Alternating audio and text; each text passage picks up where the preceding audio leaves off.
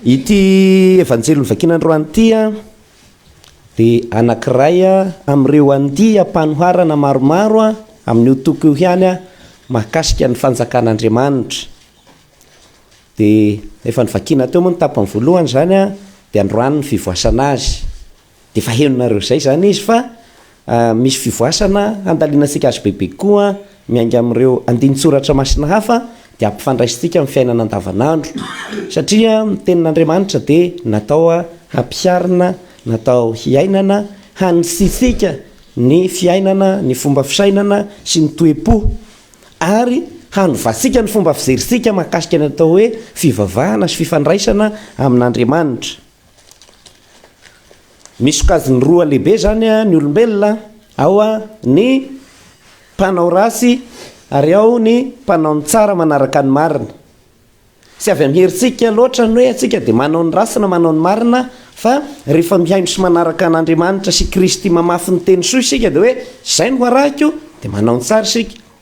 Fa raha ny demony no arahintsika dia zanaky ny demony isika, dia zavatra rasy mandrakariva no vokatra sika, satria tsy misy hazo tsara mamoa vao rasy. Matoa zany ny olona anankiray mahavita zavatra tsara, izy mihitsy zany zay no tsara.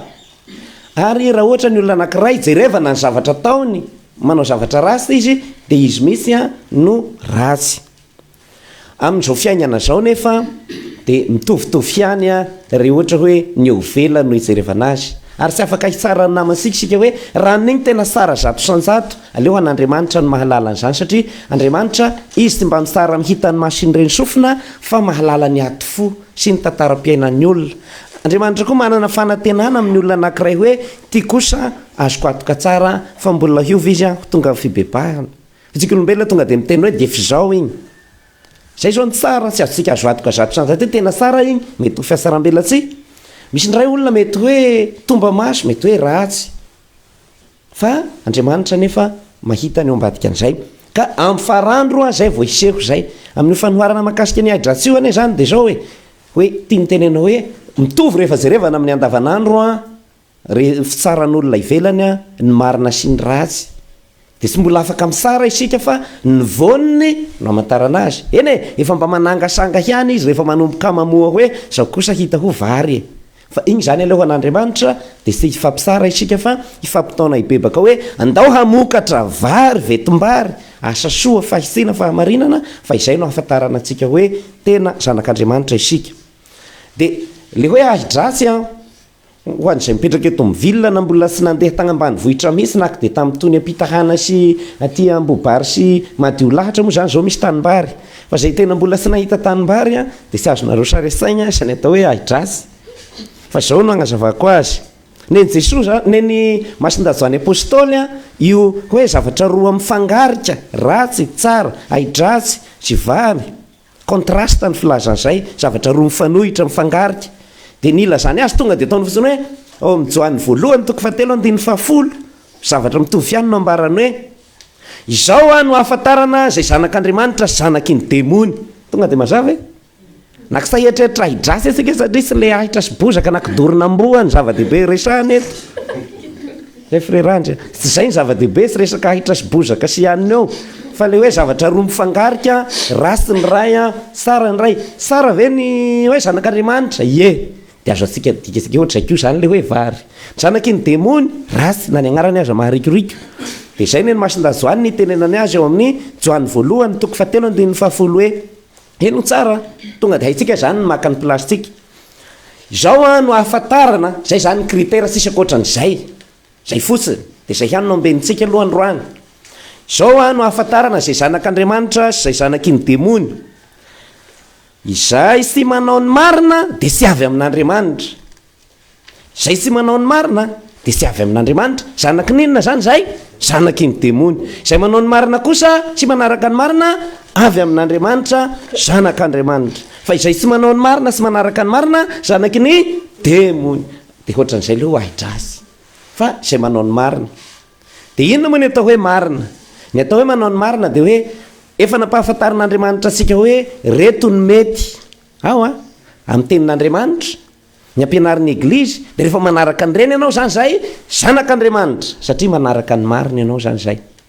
dia ao anatin'ny feon'ny fieritreretantsika kokoa mbola hitenenan'Andriamanitra amintsika dia rehefa manaraka ny marina torin'ny conscience ny feon'ny fieritreretana isika amin'ny zavatra ataontsika dia manaraka ny marina. Sambatra izay tsy helohin'ny hispony zay koa lazay ny tenin'Andriamanitra zay. Dia io manaraka ny marina io mbola voasan'ny masina zany apôstôly ozy izy hoe izao no mantarana an'izay zanak'Andriamanitra izay zanaky ny demony izay rehetra tsy manao ny marina ozy izy dia tsy avy amin'Andriamanitra. Dia izay hazavainy hoe izay tsy tiany rahalahiny zany hoe tsy manaraka ny marina zany satria nididin'Andriamanitra rehetra dia miteny hoe tiavy ny olombelona namanao. Rehefa vao sa magnaraka an'izay ianao sa magnaraka ny marina anao zay fa diso lalana noho izany tsy zanak'Andriamanitra fa zanaky ny demony. Aidrasy zany zay. Mazava kokoa izy rehefa nandray an'izay tsika. Zay sokoa rehefa niady hevitra tamin'ny Jody izy ao amin'izany toko 9 dia ao amin'ny 470 izao no resahany amin'ny Jody fa tsika afaka mijery hoe sody naman'izay koa izy hoe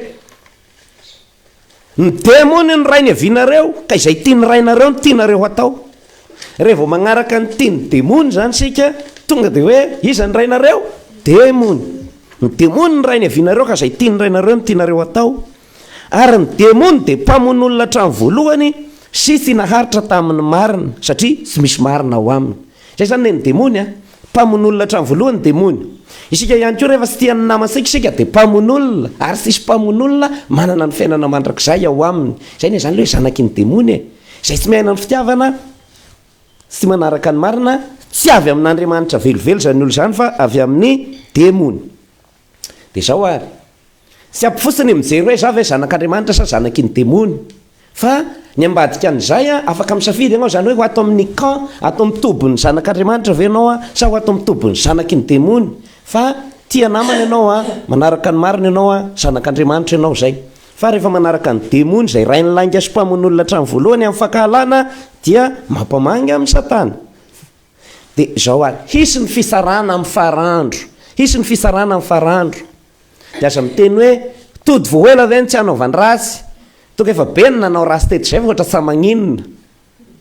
Mety mieritreritra n'izay ny sasany hoe aza irinareo sy nihirantsika ny fanahin'olony rasy, aza tahafina na jerena tao mahomby ny ahidrasy ane hodorona ny olo-marina no handovan'ny tany zanaky ny ray ka hitsangako velona mandrakizay ny asambarany.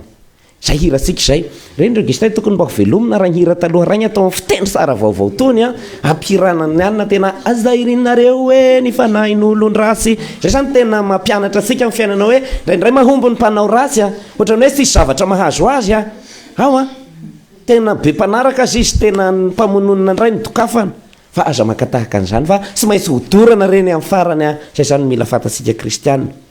Ao Masina Matio averiny an'i Jesoa indroa ity teny ity ao Matio toko 7:10 sy toko 7:7 hoe eo apotokazo sahady ny famaky, eo apotokazo sahady ny famaky ka ny hazo izay sy mamoa voasara dia hokapaina dia hasipy any anaty afo dia hodorana.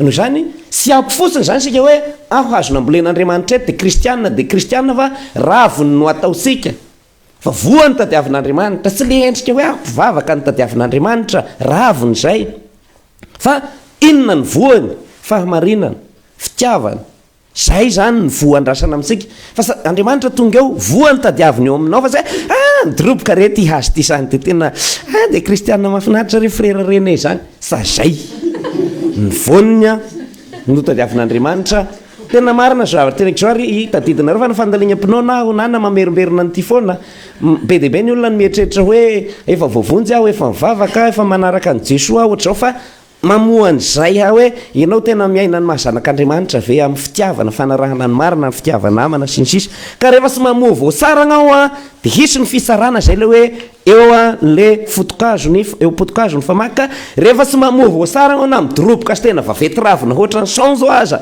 ohatra ny ravina apalibeny angedany ravina anao sa ny ravina ny tadiaviko izy Andriamanitra fa ny voa ka rehefa tsy mamoa voasara dia hokapaina. Zay koa naverina n'izany ao amin'ny toko 7 amin'ny Matio toko 7. Dia Jesoa amin'le fanoharana makasika an'le sapana amin'izy manazava ny tena ny fotoboloboka satria izay zany anisan'ny zava-dehibe hoe isika dia sapan'ny Kristy Kristy fotoboloboka dia izay hoe isika velomin'ny ainy Kristy, misy moa ny atao hoe zany sève le avy amin'ny raha avy any amin'ny faka, iny tovosika amin'ny sakramenta sy ny tenin'Andriamanitra le siro sève, dia iny a makany amin'sika amin'ny sapa, eny amin'ny sapana no mipetraka ny voa, fa sa hoe eo amin'ny fotony dia aleo Kristy ro hamokatra ho azy eo, fa iny fotony izy mamelogna anao no asany, ny teniny omeny anao, ny Eucharistie omeny anao, sakramenta omeny anao, agny amin'ny sapana no andrasany a hialaviagny ny voa ao, dia any zany ka io teneny eo amin'ny Joany 5:10 hoe izay olona sy mitoetra ho amiko a dia asipy anyvelany toy ny sapana, ka rehefa asipy miala amiko izy dia maina, dia hangonina dia asipy dia may. Zay zany le fitsarana zay, mba Jesosy zany avelany agnao hoe fa jereny firy taona nahavitana batemy, firy taona nivavahana mba miaraka amin'ny Kristy, mitondra ny agnarana hoe kristianina, fa hozy izy hoe agnao ane zany tsy tena miray fo amin'ny tsy miray fo amin'le fototra agnao hoe fa sahala amin'le garana agnao a fa saka le kobasy agnao mieritreritra fototra kobasy ka ianona le ino moa vahy fosiny magnanika sa mipetaka korsisy fandraisany amin'ny Kristy, fa agnao dia mba misafika fosiny eo dia magnaraka ny onsan'ny onona dia mba mivavaka dia lahady ny andro dia mba makagny, fa rehefa tena miray amin'ny fototra agnao a fototra kobasy no ipetahanao, vonona kobasy no avoakanao, fa rehefa zay agnao zavatra le mpitaingina fosiny eo amboniny eo dia agnao dia mandravina eo a fa ny fototra anao hafa demony ny fototra fa samy ray amin'ny kobasy, ohatr'izay zany izy mazava tsara.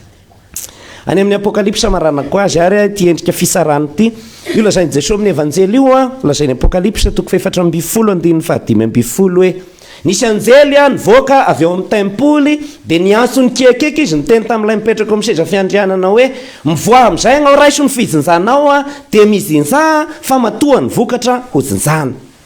Zay zany ny anjely niteny hoe miandriany zany miandriany satria nandrasana aloha vao nafafy izy a tamin'ny fotoana nitoriana ny evanjely nafafy, dia naniry tao-po tao, dia ny demony koa mamafy, dia nandrasana teo hoe aiza ny hamoa vao tsara sy tsy hamoa, tonga amin'izay lakilosin'Andriamanitra. Dia io lazainy apokalypsa 4:15 hoe nisy anjely nivoaka avy eo amin'ny tempoly dia nilaza tao amin'ilay mipetraka amin'ny seza fiandrianana hoe mivoa agnao a raiso ny azo fizinjanao a mizinja agnao a fa matoa ny vokatra tonga ny fotoam-pijinjana, zany hoe hisy ny farandro, ary izay le hoe opotokazo ny famaky a na famaky io a fitaovana fizinjana aby a zany rehetra zany.